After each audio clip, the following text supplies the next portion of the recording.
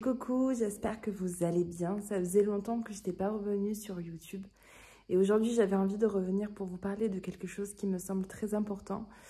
C'est le jugement qu'on se porte dans nos couples quand notre couple n'est pas à la hauteur des attentes qu'on avait ou à la hauteur des attentes que les autres ont sur nous ou sur les couples en général. Je vous dis ça parce que c'est source d'une grande souffrance et ça peut vous amener à vivre des situations complètement folle en fait, quand je dis folle, c'est des situations que vous n'auriez pas vécues à la base, mais que vous allez vivre à cause de cette illusion de l'homme, de ce qu'il doit être, de l'attente du couple, de ce qu'il doit être.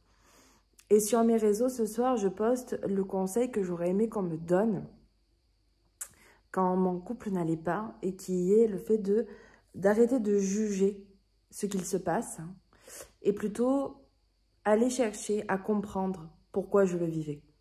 Dans le sens où, ok, vous vous disputez tous les jours. Oui, ça se passe mal, il est soi-disant pas correct, et toi, tu t'énerves, tu cries parce que ça va pas. Donc du coup, tu te juges parce qu'il y a tes enfants qui sont peut-être à côté, tu te juges parce qu'il n'y a pas cette stabilité émotionnelle que tu aurais aimé avoir.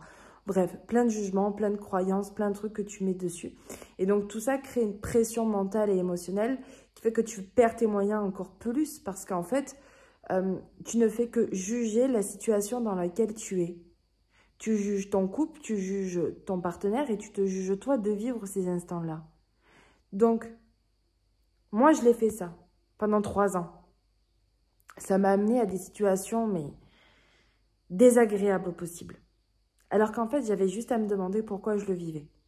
Par exemple, une situation banale du quotidien qui est que tu rentres et que tu aurais aimé que ton partenaire fasse à manger et qu'il n'a pas fait à manger. Moi, ça pouvait partir dans tout, voilà, partir en cacahuète parce que je ne me sentais pas considérée par la personne, par lui.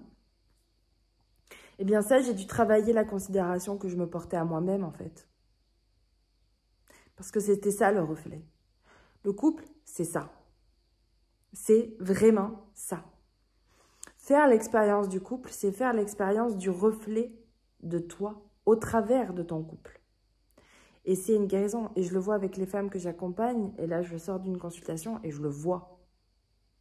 À quel point c'est libérateur et à quel point, à un moment donné, quand on est clair sur nous, on peut s'exprimer d'une telle manière.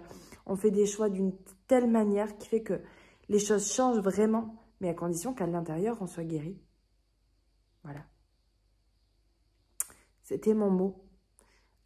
Très court, mais essentiel.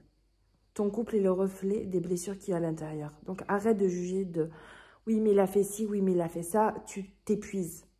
Clairement, tu t'épuises. Mais demande-toi pourquoi tu vis ça. Et guéris-toi. Prends-toi en main. Allez, je t'embrasse.